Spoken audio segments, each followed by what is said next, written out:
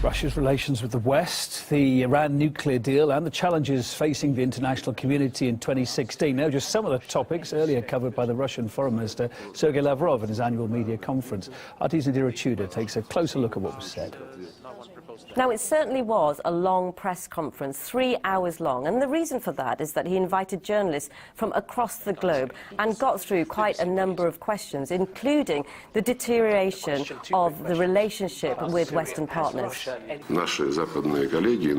Our Western colleagues sometimes say that there will be no business as usual with Russia anymore, and that's true. There will be no business as usual indeed, after they tried to impose certain agreements on us based on European or American interests, and they tried to convince us that our interests won't be harmed. This story is over. It's been a difficult year for Russia with renewed sanctions, and Lavrov was specifically asked about the US-Russia relationship. He said if these relationships are to work, they need to be equal and mutually beneficial, and if the interests on each side are respected, then he reiterated that these relationships can work.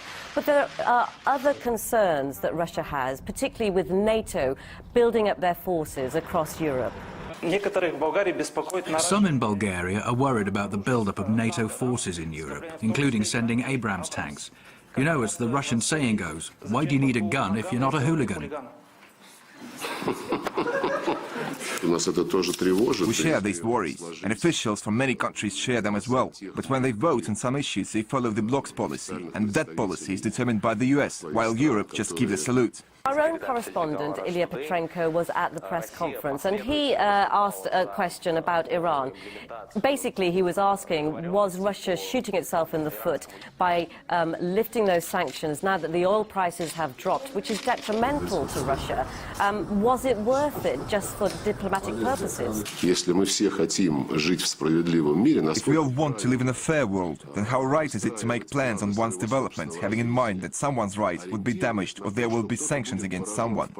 That's why it's more fair and stable to make development plans concerning all factors of the contemporary world.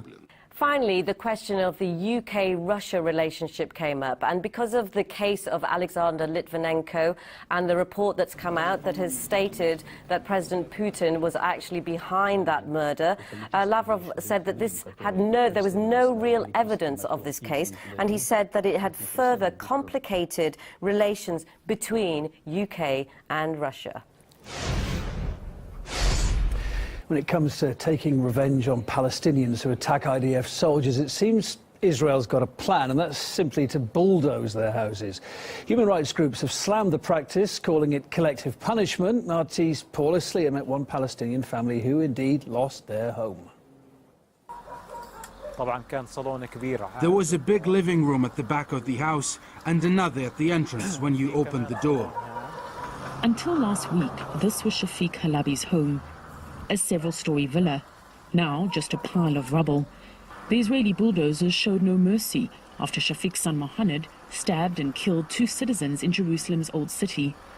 Mohammed was shot and killed at the scene 3 months on, and the Halabi family got notice to evacuate. Within 10 days, the bulldozers were here. I stood in the area where I could clearly see my house. I saw the tractors destroy my home. The Israeli government believes the policy of destroying the homes of perpetrators deters others from doing the same. The family is now living in a rented apartment nearby, but a new home is on the way after a box was set up in the center of Ramallah to collect money. The point is for the family to live a quiet life, without threats, and to return to the normal way of living, which they had before their house was demolished. Abed and nearly a dozen other volunteers are spearheading the effort. So far, $150,000 has been raised, with people also pledging to donate raw materials to build the house. The Israeli bulldozing of homes has been criticized by human rights groups for punishing entire families and not just the perpetrators of the crimes. This Palestinian campaign to raise funds is gaining popularity, showing that despite what the Israeli government does, the community will stand by its people. A kid sold all his packs of gum and then gave us the money. There was a father with children who wanted to donate. There were 6 or 7 kids, and each one gave a generous sum. Paul Islia, RT, Jerusalem. Where Boom Bust is on right after the break.